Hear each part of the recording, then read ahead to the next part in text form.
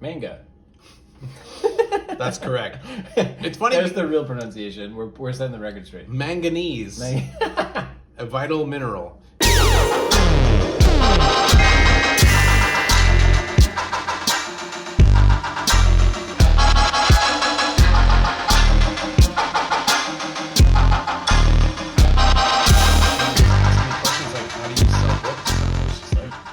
Gotta start a conversation. I mean, just talk to people. It's not, first of all, like, someone else was asking me this. They're like, how do you sell at a convention? I'm like, first of all, forget that you're trying to sell. Yeah.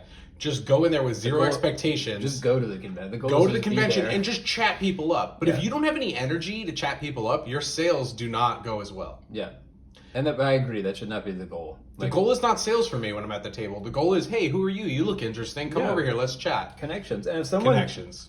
The other thing is, too, is you don't know where anybody else is coming from. So, like, someone might come up to the table, talk to you for half an hour, and you might have a lovely conversation, and they don't buy anything, and they walk away. And if your attitude is like, what the fuck, they didn't buy anything, like, you don't know what their situation is. Like, maybe they walked away from that conversation saying, I want to go home and make something. Exactly. That's way better than them spending their money on more paper products. Like, 100%. That's a way more valuable experience. Right. And I couldn't agree more. If someone comes to the table, we have a genuine connection, and they leave without buying anything, I don't care. I'm happy that we had that moment. Like, that's why I go to conventions. I spend most of my time indoors drawing by myself. And then when I go to conventions, I get to chat people up. Yeah. And that's like the appropriate amount of being extroverted for me. Yeah. But it is exhausting. It's tiring. And I will say, their energy level, like how you eat and how you sleep during the convention, is very, very important, especially at this stage in the game. I know. When I guess I didn't do that many shows in my 20s, but like, I can't get someplace on party Friday night and Saturday night and be okay, like, at the show on Sunday. Absolutely. At all. Like, it's... You mentioned SPX. I was in such a bad mood that one morning when I woke up that I was like, well, I got to go back to the room and meditate. I went back to the room, meditated, came back. It was like I had a new lease on life. It was a brand new attitude, and that day was very successful. And I recognized it in the morning. I was like, I woke up on the wrong side of the bed. Like, I'm salty today. Yeah. And then I was setting up. Everybody was pissing me off. Like, no one was doing anything to me. It was all inside my own head. But it's like, get outside of your own head. If you realize you started off and you're grumpy, go meditate, go work out, run around the block, just take some deep breaths, step out of the situation. Get out of there, and then come back with your head screwed on straight, and you'll have a much better convention. So, like, when people ask me, like, well, how do you do it? Like, I never sell anything at a convention. Simply don't focus on sales. Simply focus on well-being and connection. Totally. So what do we have here today? I mean, this is one of the biggest art forms on earth, manga, so it's tough to be like, let's do one episode on this thing, but we haven't. $62 billion industry. And madness. Per year. It's amazing. $62 billion. What's the American comic industry like? Can't be that. Oh, no, definitely not. I mean, the waters are muddied a little bit because they always factor in the Marvel movies. That's true. But it's no $62 billion. No. And like, there's some sort of like, it's slated for 20% growth over the next 5 years. So like, I don't know. Make manga. You want to sell comics? Well, yeah, I mean, we're not experts on this by any stretch of the imagination. No, so definitely not. I thought it would be good to just pull the stuff that we have, because we're both fans of it. I mean, saying you're fans of manga is like saying you're fans of comics. It doesn't really mean anything. But we do have a collection we each have our own collections of manga, and we've read a lot of it, and so we thought it'd be worth talking about, I guess, our own experiences with it, or and in fact, things we find interesting about it. Yeah, absolutely. And in fact, manga is just the Japanese word for comics. Yeah. So saying you like manga, I mean, we have our own convention as Americans where we think of it as a very specific kind of thing, like the tankobons, your Naruto and your, One Piece and stuff. But it's just comics. We love comics, so we're going to talk about comics. When you texted me about it today, I was like, just what the world needs. Two white guys talking about Japanese comics. We don't speak Japanese. I've never been to Japan, but we like it. We're fans. So we're fans. So we're going to take it from that perspective. Take what we say, as you usually do. If you've seen our videos, you know what we're about. Totally. So we're just going to try to experience this together. And yeah, I second that emotion. Like, I am in no way an authority on manga. I'm a fan, and I enjoy it very much. So yeah, I guess one goal of mine in talking about this is to dispel any presumptions or myths that manga all looks the same and is the same. and I think if anyone who's ever read this stuff knows that that's true, but when you bring it up to like, I don't know, my mom or my dad, like no disrespect to them, but they don't know what it is. They immediately think like big eyes, you know, they might think swords, they might think monsters. If they are on the internet, they might think like tentacle porn or something. But there are all these presumptions and all these things about it. But again, the word manga is so reductive, it doesn't really mean anything anymore. So I tried to bring things that sort of try to show that this is just manga is a medium. It's not a type of story, and it's not a type of character. It's fair. It's like saying manga is like saying movies. Like you can't say I like all movies. Yeah. I mean, I like movies. I love movies, but you also can't say like movies are all the same. You know, in the same way you can't say manga's all the same. So it's tricky because a lot of it's in black and white. There are surface level things that seem similar, but when you read it, it's such a wide, versatile, incredible thing. I mean, we can talk about how like coming from somebody like Tezuka popularizing a certain type of face. I think is he credited with that? I don't know. I'm just guessing, but I'm saying like, you know, when you talk about manga, the people's first, the first thought is this Astro Boy-esque face. Mm-hmm. Yeah, the round head, big eyes. Yeah, round head, big eyes. Very exaggerated expressions. And I think, to say, right, it is reductive to try to say that it's all the same. And so, today we're going to look at a bunch of different stuff. Wait, so let's start with Tezuka, because he's a big name, and I've actually never read any Tezuka. That's a blank spot in my manga experience. Have you read Buddha? I read this series, Buddha. I have books 1 through 8. I thought I would learn something about Buddha. That's why I was interested. Then, no, it's a fictional tale. It's like it has almost nothing to do with Buddha at all, except for the fact that that's his name, and they took some events from the lore of Buddha, but it's pretty loosely adapted into a narrative. But I was just into the idea that someone would write an 8-page sprawling epic and call it 8 book. 8 volume, 8-page. An 8-page sprawling epic is its own thing. Totally. Each one of these is almost 400 pages. So 8 volumes, 400 pages. Do the math.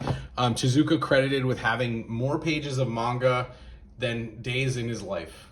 Holy shit. He drew so many pages of manga that it ellipsed the amount of days that he was. And how long did he live? Because I know a lot of these guys work 24 hours a day, 7 days a week, and they die at 50 at their desk. Yeah, it's true. When I started making comics, Gabe from Desert Island was like, sleep. Make sure you sleep. And I was like, what?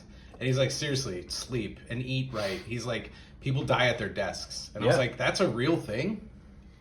And another daunting point of entry, I think, for a lot of people is how long a lot of these stories are.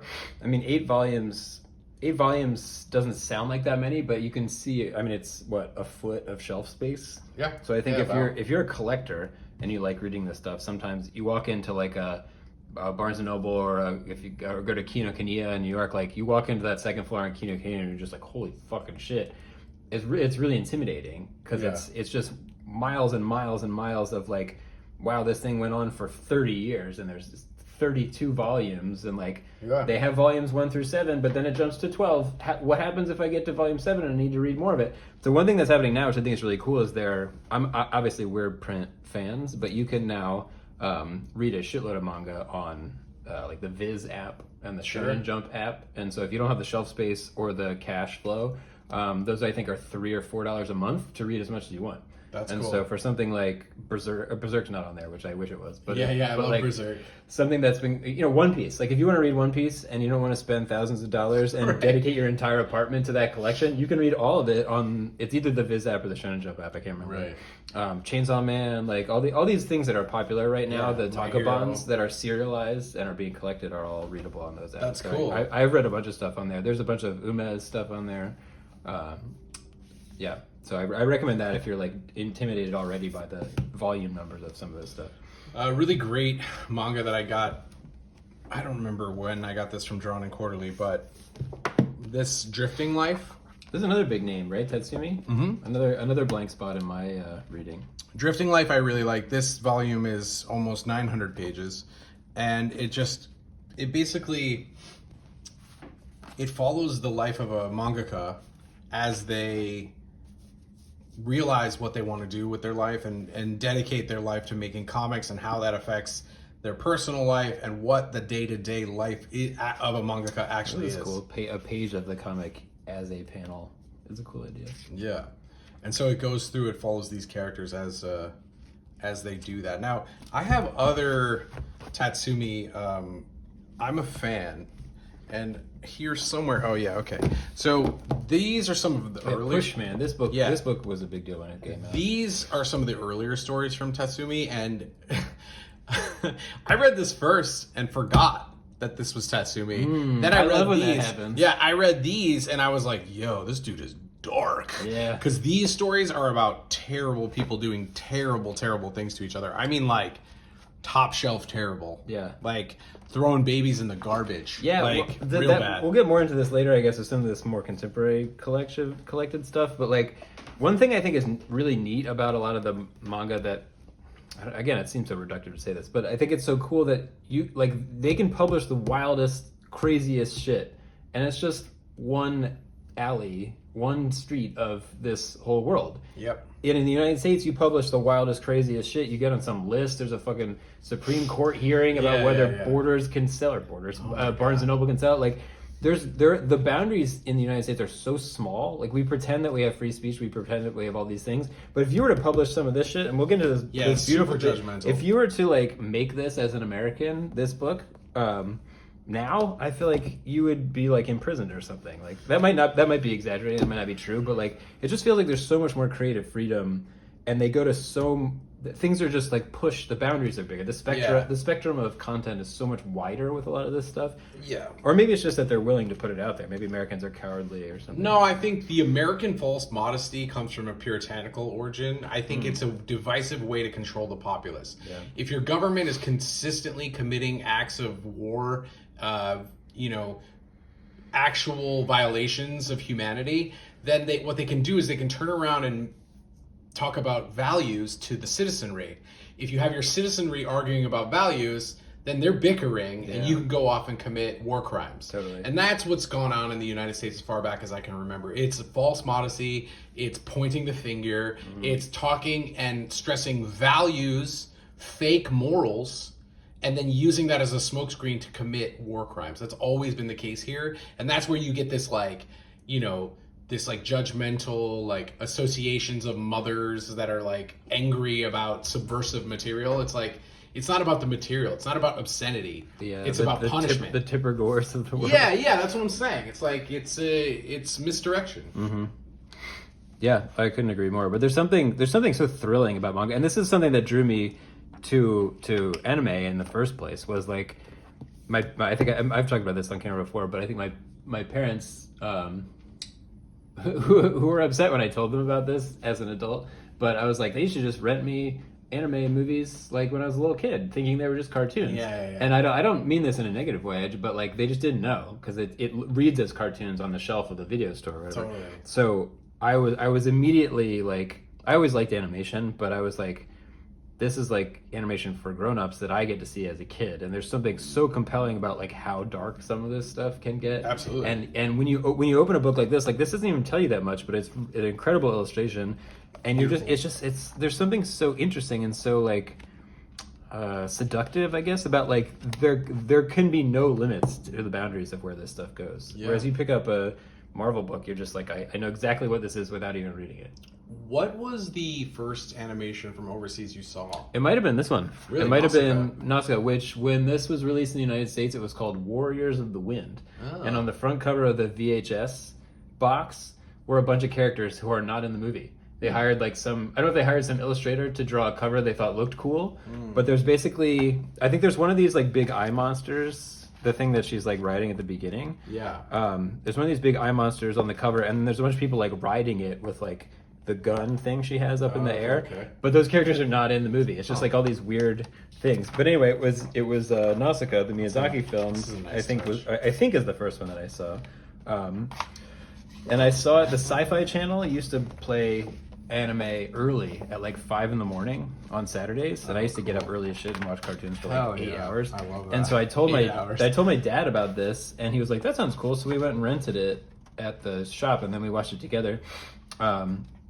And it's a very kind of the movie is a very kind of truncated version of this story. I didn't read the comic or the manga until I was like in my 30s. I've only read this one. Oh my god, dude! I have this whole thing. It's unbelievable. It's one of the best things in the world. If you just read all of Bone, if you like Bone, you're gonna go fucking apeshit. Yeah. I love Bone. Bone might be one of my favorite comics ever. Yeah, and this is one of my favorite comics. This is beautiful. No doubt. I mean, I picked this up at Desert Island for a couple of reasons. One, I love the movie. I love all of Miyazaki's shit, actually. Yeah. And when I saw this, I go, oh man, like the drawings, like getting back to basics. As a cartoonist, I love this. I love seeing all this hatching. Look at this maniac doing this in every panel, you know? Dude, and it doesn't stop. I think there's 8 volumes of this too. The paper is nice and kind of like off-white. Well, it's also the ink is not totally newsprint. black. It's like kind of brown a little bit. Yeah. It's reading it. You got to borrow this, dude. Reading this is a delight. I loved reading this first issue, but I wasn't, or this first collected edition, but I wasn't going to buy all of them. You know, this is actually very reasonably priced at $13 by American standards. That's really approachable for this and quality. It's flipped, right? A lot of the popular stuff is not. I mean, this is unflipped. So a lot of the American stuff is flipped, which they flip the artwork so you can read it left to right, which fucks up the drawings. And I wasn't into it at all. So we've talked a little bit about Toriyama, rest in peace.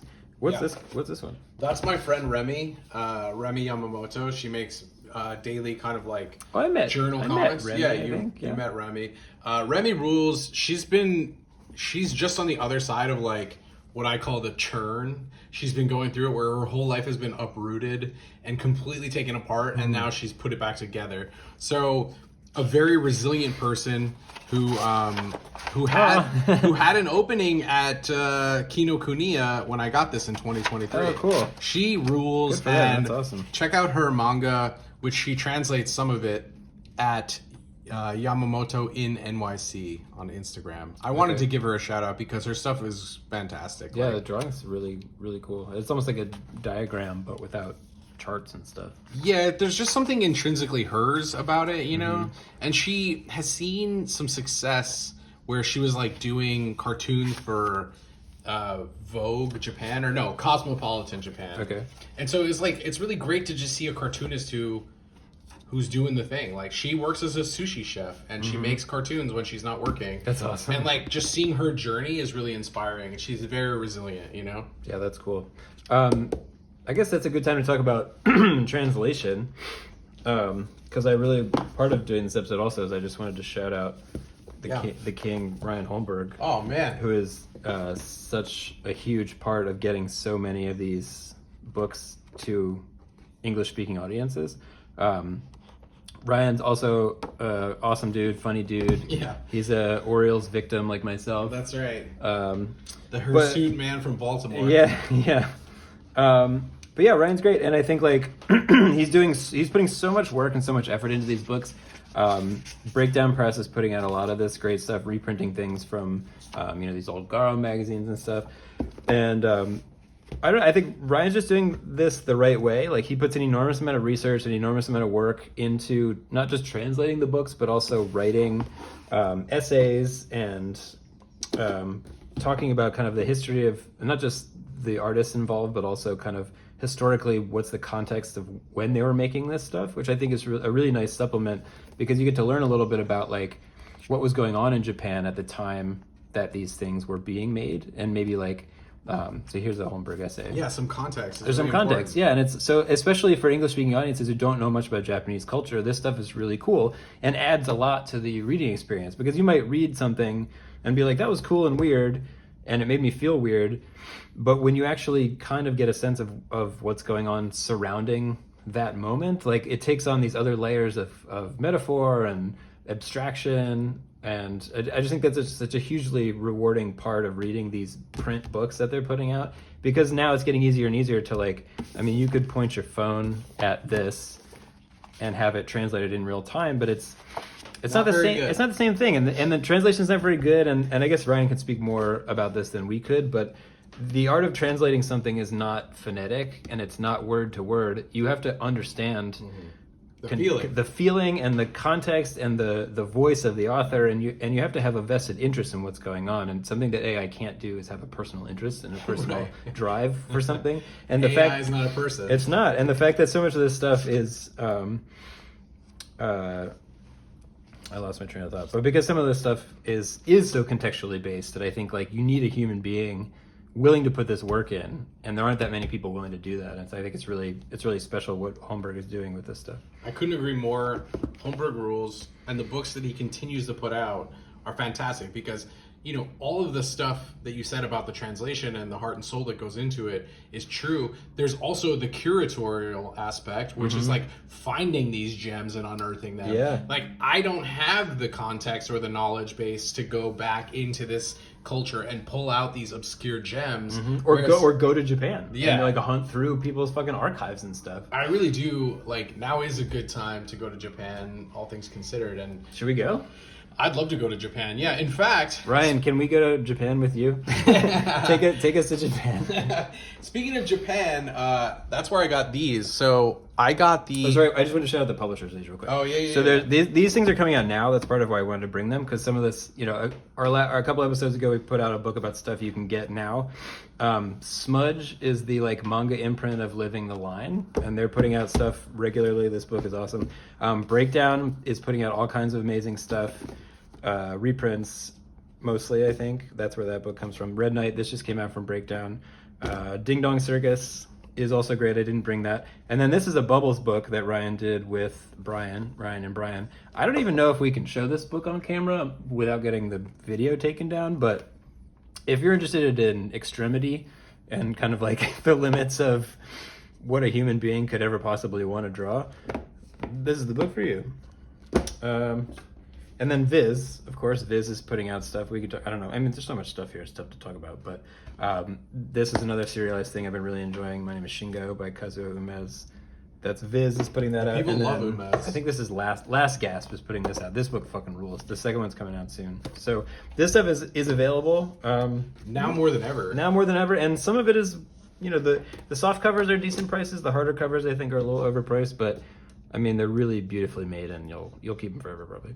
We should look through some of those books. Like, I want to see what Koike and all of them are up to. We were just mentioning about going to Japan, and I was saying it led me along the thought process, which is there's a guy in Japan Book Hunter. Yeah, and that's where I got these. Cool. So this is a full run of 1965 Garo. Nice. And this stuff is available now too. I don't know if like people are unloading their collections.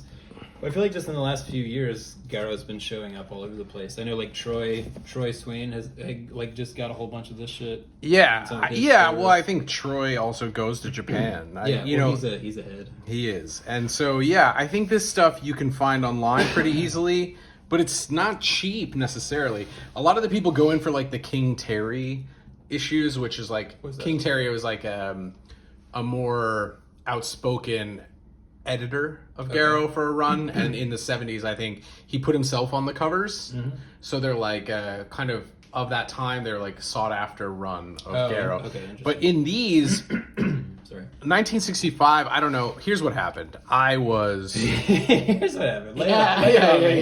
I was super drunk, and it was my birthday, and I saw that start of any good story. Yep, and I saw that Japan Book Hunter had these up for sale. And I was like, happy birthday to me. I bought all 12 in one go and paid for shipping. So this is 1 year? This is 1 year, yeah.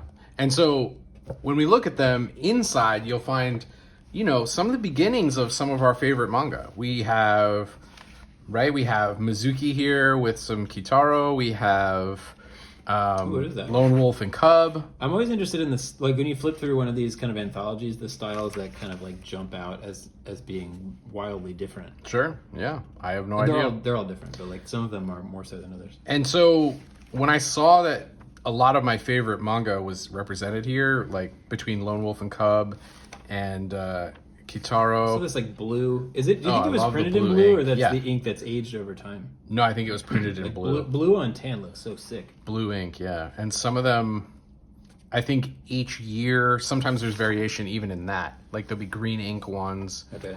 But these are all blue. Well, green they would have to double up. I just thought, no, I think they use like an actual single green ink. Oh, like a Riso surrogate? Yeah, basically, yeah. Maybe it was offset. You're just like greasing the offset like rollers with whatever ink. Cool. But yeah, like I'm no expert on Garo whatsoever. This was just a lark. I got this for myself, and you know, I got it actually for a really good price. I think there's a key issue in here that's worth like a couple $100, but for the most part, you can pick up any Garo episode. So these issue are for 40. These are each one has chapters that continue month to month. Yes, right. yes. But similar, they still do that. I think in like a Shonen Jump, they come out with these like thick phone books, and that's. Yep. I think a lot of it's serialized online now, but they used to. You can get these at Kinokuniya. They put out these fat phone books that just have, I don't know, dozens and dozens of chapters of ongoing things. I mean, we were looking at Marvel magazines. Like, this goes way further back and is more beautiful in that same respect, where it's like one color, tone, on newsprint, just gorgeous.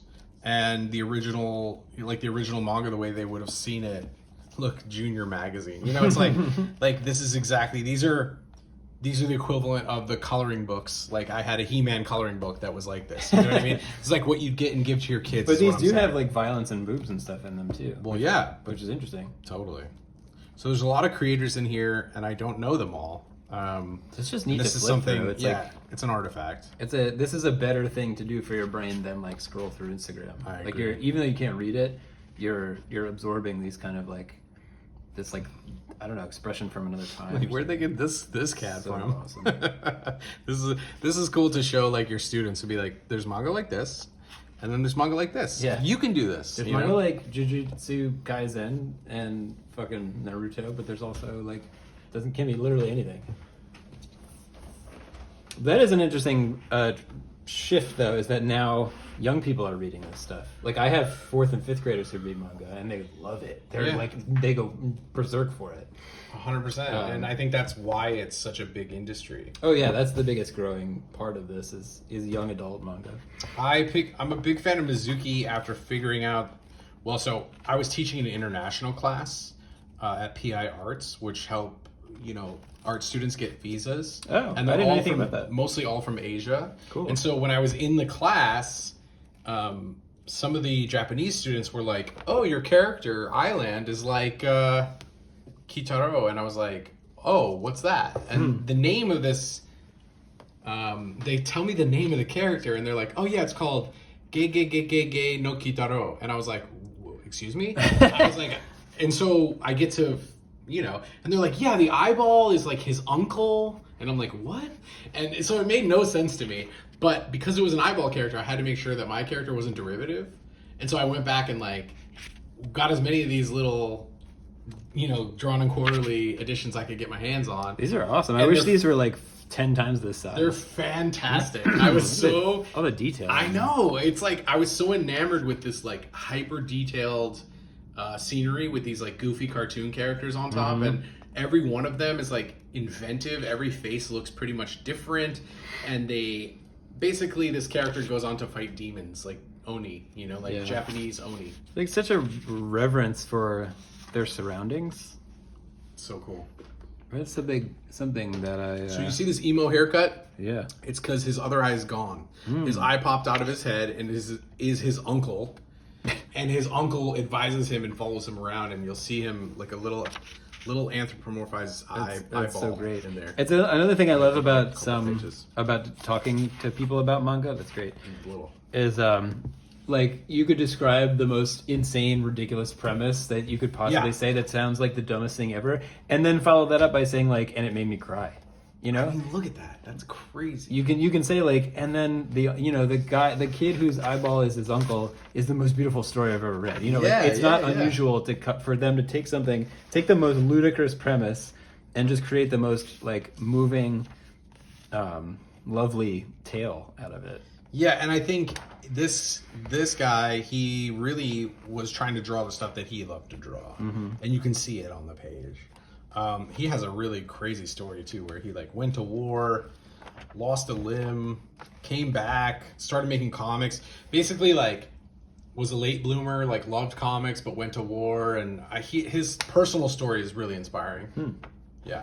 So this actually just came out. This is this is in stores now. So if you are a fan and you want to check out Mizuki's work, this came out from Drawn and Quarterly. Is this a collection of that? I haven't read this one yet, so I'm not sure. It might just be selected stories. Okay. Another early anime that I saw was this one, which I was also obsessed with because it had nudity in it. I'm a big I'm a big standalone complex fan. Yeah. So, you know, I found that recently on Archive. I think you can watch. I think you can watch it on sick. Archive. Nice. Yeah, so I'm a big standalone complex fan, so I thought I'd go back to the beginning and see, what's up, like where it comes from. Mm-hmm. And so I went and scooped this off of the internet at some point. Sorry to interrupt. This is something that I want to do at some point. Maybe I'll do this for ATP for the collection. Is have like a few watercolor pages to kick off kick off a chapter. That's a pretty common thing. Where they're watercolor, or they're like ink wash or something. Yeah. I'm probably gonna have to reread it. I don't remember where I'm at anyway. I actually don't love the Ghost in the Shell manga. I think it's like the pacing is weird. It's really slow. It's just kind of meanders and wanders. I don't find it fun to read. The film is astonishing. I love that movie. I remember liking the films, but then liking the standalone complex so much more because it just felt like a cohesive unit. And it was no longer introducing the world. It was like existing in the world. Oh, cool. I found that the writing in Standalone Complex is so advanced and creative in a futuristic way. You know what I do love by Shiro is Appleseed. I never read the Appleseed. That's early manga. That was like one of the first things that came to the States, actually, was Appleseed. Yeah, and I remember being in a comic shop somewhere with my parents. We were traveling somewhere for like a baseball tournament or something, and I used to just make them go to all the comic book stores, and then they would just wait outside because they got bored going. Sure, yeah. And then because it all looks the same to them, right? But then once I had my own money, I started like buying stuff I probably wasn't supposed to be buying. But anyway, I bought Appleseed, I think volume 2 or 3, because it had nudity in it. But I loved it. It's amazing. It's another sort of like, it's not techno sci-fi, but it is like, yeah, I don't know. It's talking about all these interesting cultural issues that at the time were kind of way over my head, but I've gone back and revisited. All of Appleseed is worth reading, and the anime is okay, but it's so reductive. It's such a truncated version of that story. One thing I'd like to talk about, which we don't have here, is Bakune Young. Oh my god. The fact that doesn't exist for purchase drives me insane. I want a print copy of that so bad. If you're watching this and you have a print copy of Bakune Young, all 3 volumes, I'll buy them off you for top dollar. Yeah, we'll buy the Bakune Young off you for sure. If you're watching this and you're a publisher, get the rights to Bakune Young out there. and so print it on newsprint. Yes. You know, Bakune Young is probably one of my favorite manga I've ever read. It's one of my favorite anythings I've ever read. It's so good. I've considered printing it on the copy machine. Yeah. From that like shitty low res scan just to have it. Hell yeah. I mean, this is a Joe Counter moment number 67. Yeah, yeah. Thank you, Joe, for exposing us to Bakune. To Bakune the magic. This has been coming out recently. I think the 6th volume is coming out in December, so it's like ongoing, but it was written in the 80s. But Umezu, rest in peace, died last year. Author of Drifting Classroom. What was Cat Eye Boy. He's a big deal in this kind of world. Yeah. People and this love book, speaking of tech and AI and stuff, is basically tracking the birth of an artificial intelligence from the very start as like a very tactile just machine, very built cool. like an assembly line machine. Oh, amazing! And I imagine, I haven't read the other ones, I just ordered them.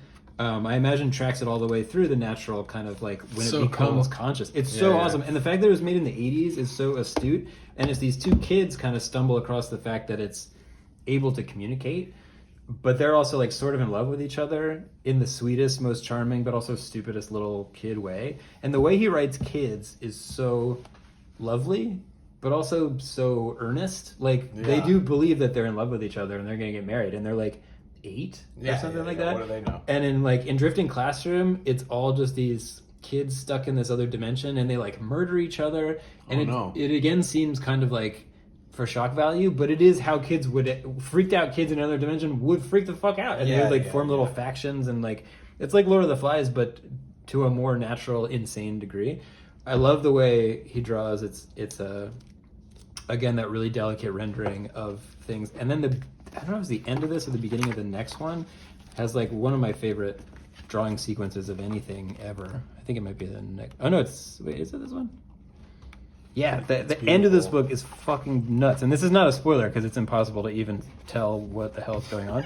But basically, like, this guy smashes a computer. Look at this shit. That's crazy. Is nuts. That's beautiful. And then, like, it becomes very abstract as it's it's like he starts illustrating kind of like how information. You know, this drawing right here reminds me of my friend Tadashi's work. Keep going. I'm going to be right back. Yeah, so he starts drawing kind of the abstraction of how the information is moving through these motherboards and wires, and I don't know shit about computers, so I don't know what the hell's going on in here, but it is dazzling to look at. Like I have read this sequence probably 12 times, just like it's another one of those things where you don't have to know exactly what's going on, it just feels right, and the drawing is astonishing. Like I don't even know how you conceptualize even sketching something like this out or planning something like this. Anyway, I can't recommend this book highly enough. My name is Shingo. These books are not super cheap. They're $35 for each volume, and some of them are shorter than others, so I'm not sure why they decided to make them all the same price. It's annoying, but what are you gonna do? I would be remiss if I didn't talk about Matsumoto just a little bit. One of my favorite, maybe both of our favorites. Yeah, one of my favorite mangaka. You can pick up any work by Matsumoto, any of it at all, and you will be delighted. It is fantastic. It's a mix of the tradition of well rendering everything and this like playful, looser style that animates the characters. Each story has a look that is like consistently his, but also unique to that story. He is amazing at making every character feel like a singular entity and instantly familiar, even though I'm not part of that culture. Yeah, and he does this incredible thing where I feel like in a lot of Matsumoto's work, the pacing is kind of like so even and so delightful to the point where it just sort of washes over you and you don't realize things are happening until a moment occurs that just like bowls you over. I just got like a little chill just thinking about it. Like a little moment will occur and you just be like, oh wait, all of these other things were happening while I was reading that. It's really hard to describe, but like these little moments in all of these books appear that I find like emotionally overwhelming. Like he is one of the only artists in the world of comics in general that I feel like makes me feel like visceral emotions. Yeah, in the way I might from a movie or a novel or something like that. Really potent stuff in there. Yeah, I just wanted to talk about Matsumoto for a second. Yeah. But Sunny's amazing. We also obviously love Black and White, Tekken King Kree. We like Ping Pong. Number five is like some of my favorite comics. Totally. It was so cool. Tokyo These Days. Number 5 was wrestling with all these big concepts and doing it in a way that was very like ground level, and like satirizing like hero complexes and military industrial complex. Exactly. All that stuff. So good. While also having like some of the best drawn action I think of anything ever. This book, Manga Theory and Practice, was recommended I think by Jim Rugg actually, and it's a kind of dissertation on manga. And so I'm of the opinion that no one knows what they're doing technically, but that everyone has a few things that you can learn. Sure. And I think that's pretty subjective. So you find the things that you find useful, and you take those into your own practice. And that's where I think learning is at its best. But yeah, I think when I was younger, I was like, what are they going to tell me? Blah, blah, blah, blah, blah. And it's like, yeah, no, that's not it. Well, it's good to go back and forth too. I think it's good to be like, I feel set in my skills right now. I'm gonna go make shit, and then you get to a certain point where you're like, you realize you have more to learn, and then you go back and you seek out whatever sorts of resources you want to help you learn, whether it's reading or meeting new people or whatever, and then you go back to making the work. Like I don't think it's ever good to be set of like, I'm done, I know what I'm doing, this is it forever. Right. But I think it's also not valuable to just be learning all the time because then you never make anything. I found this early on before I really knew who Toriyama was. I mean, I knew Dragon Ball, but I got this because of on the strength of the cover. Like, I thought it was just so fun. It looked fun. Like, I saw this cover and I go, that looks like I really want to read that. That looks amazing. I saw it at somebody's house. And then I got it, and guess what? It is fun. And also, it's so fun. The characters are so... It shows his development. And one thing that I think he does really, really well is this bombast. It's like a lot of that comes from his obvious love of typography and handwritten text, because there's so much cartoony action in here, and a lot of it is driven by these like special effects, these crazy characters, and these beautiful letters. Like, it adds so much. And watching the development as you go from the beginning to the end is really special. You see them level up because this is put out in chronological order. Like proto Dragon Ball? Yeah. That looks like Vegeta. Piccolo. Or whatever, yeah. Vegeta or whatever. That'll be the title of the episode. I know nothing about Dragon Ball. I know stuff about Magic the Gathering, though. Dragon Ball phase. I really don't know anything about Dragon Ball, only because I was like older when it was coming out in the States, and it just seemed to be a lot of people yelling, screaming, and then giant fireballs being thrown at each other, and I was like, what is this nonsense? It was just like screaming and colors and flashing lights, and I was like, I don't get it at all. It's a fun. So they were showing it on Cartoon Network, I think, an hour at a time, or maybe 2 hours at a time after school when I was in high school. And so for maybe like a school year, my friends and I got really into like we'd all go to someone's house and watch Dragon Ball Z. Sure. And so it's a fun thing to do in a group because like you talk about it. You know, it becomes like this water cooler thing or whatever. Sure. I can't imagine now sitting down to watch or read all of Dragon Ball like in sequence. I'm like, wow, that's too much. Why would I do that? I guess that's how people feel about a lot of manga. Like, why would I spend that much time doing this? So, like, I'm misophonic, which means, like, sounds trigger an anger response in me. You know, without my participation, it just happens. Like a dog. So, a lot of the sound in the animation would keep me out of it. Because it's so, like garish, the sound. It's so shrill, and, like, a lot of the sound effects are really piercing, and it's just, like, unpleasant noises. So a lot of those like anime, especially early on, would be off-putting to me. I didn't like it at all. Yeah, that makes sense. You know what is really fun to watch though is I don't know if these are still there, but for a little while I was going down a rabbit hole of like people who are doing for video. They're just like sitting in their house or their parents' basement or wherever doing impersonations of the Dragon Ball Z characters for nobody, like for the internet. Those are just magic. They're so funny. They're just sitting there with their, you know, trilling. Goku, what are you? Would you hand me that Red Knight book? I want to check that out because that came up in our previous episode. This book is wild. Yeah, so this came up in the previous episode that I just edited like yesterday, and so I wanted to see what this was about. I mean, again, just these like lovingly rendered backgrounds. Yeah. I would say that seems like a benchmark of great manga. Is like they really just go all in for these drawings. Like it's so inspiring. Like I really, when I look at manga, this is why I make tons of issues of Island. This is why I go in real hard on the hatching.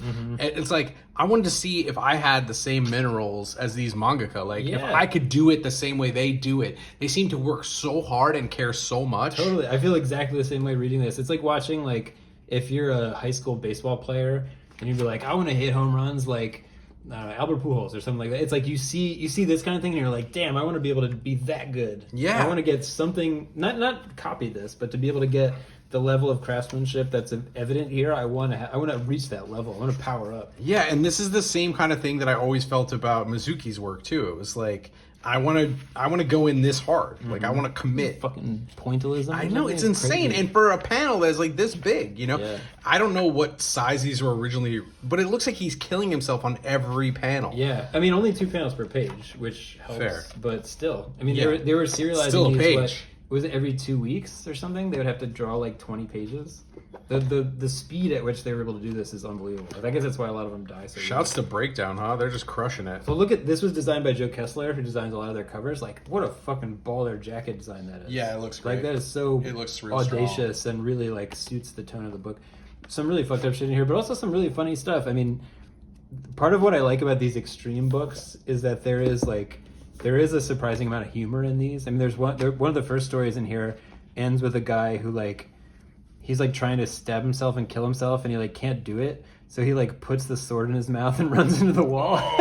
Which is so brutal, but it's drawn in such a goofy cartoonish way that you have to kind of just be like, it's a lot of that kind of like when you see something horrible you kind of go like ho ho ho. It's like a laugh but also like a shit laugh. Guttural. This book is fucking hilarious. It might not seem that way flipping through it, but it's also just like weird.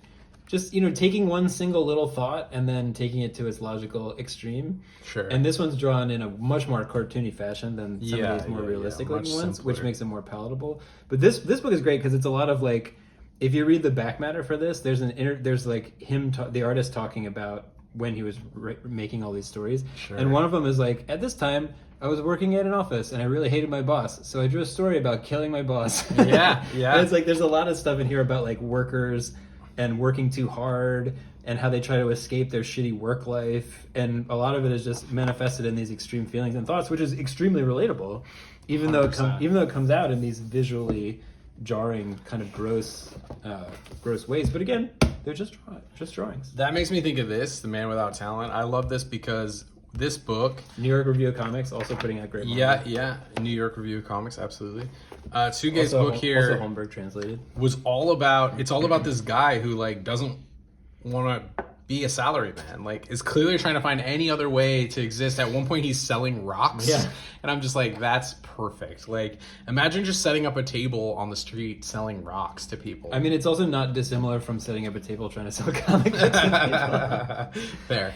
This book didn't totally land for me. I need to read it again. I remember reading this one because people were making a big deal out of it when it came out, and it didn't quite hit for me. I don't know why. I just remembered this like feeling of a man who is disenchanted with the modern world and is romantic about things that can't possibly make money, and the pressures mounted on them by their family members and maybe like his wife. You're not really sure. See, one of the things that I like about this were the characters' drives and ambitions seem one way, but have enough ambiguity that they make them more realistic. Totally. And that was, I don't know, it just caught me at the right time. I think timing is everything. Completely. And that's why I want to read it again. I'm in a big like rereading and rewatching phase now, because I feel like there's too much bullshit out there, and I think I've seen so much stuff. Like, I can't possibly have retained it all. I want to know more.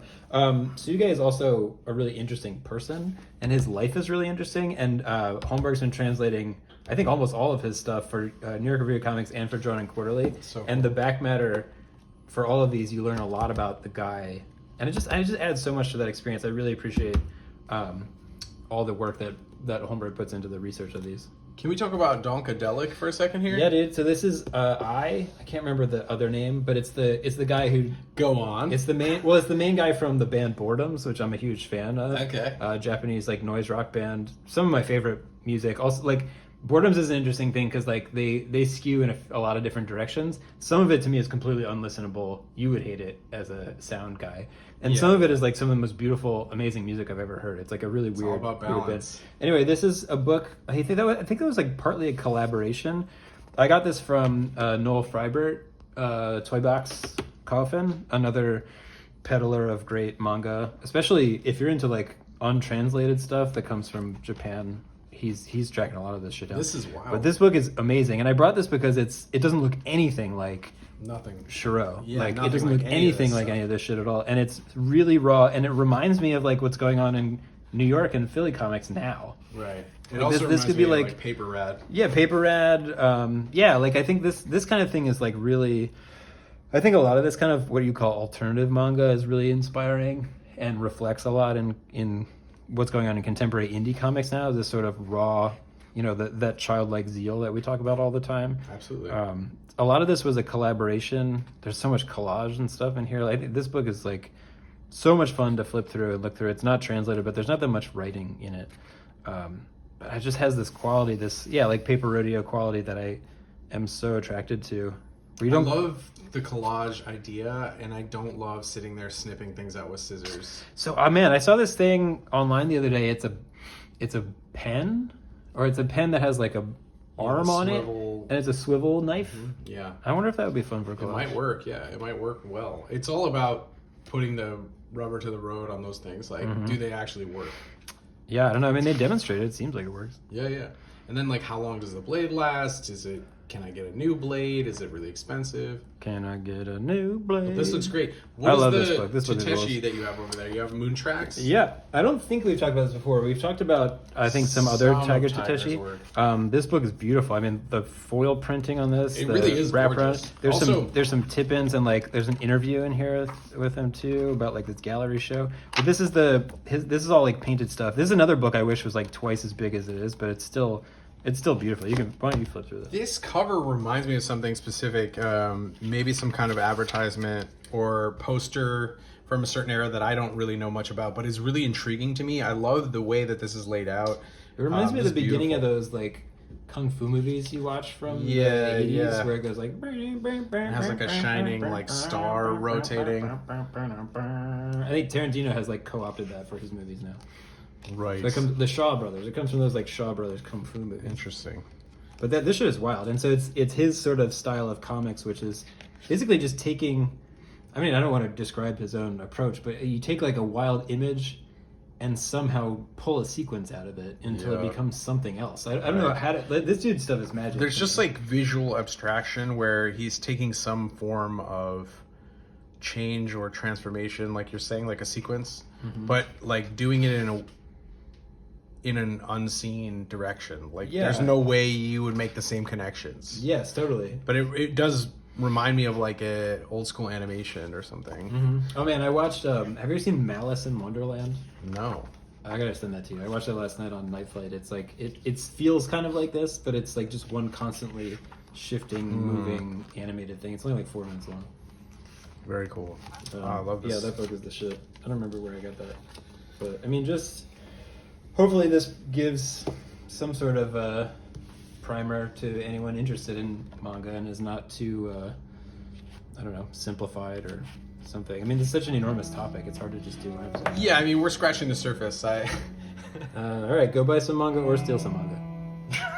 But don't steal it from the indies. No, buy it from them. Steal from like Amazon. Barnes and Noble. Break into Amazon warehouse, steal all their manga, then resell it for cheap. All right, y'all. See you next time. Doodles. Peace.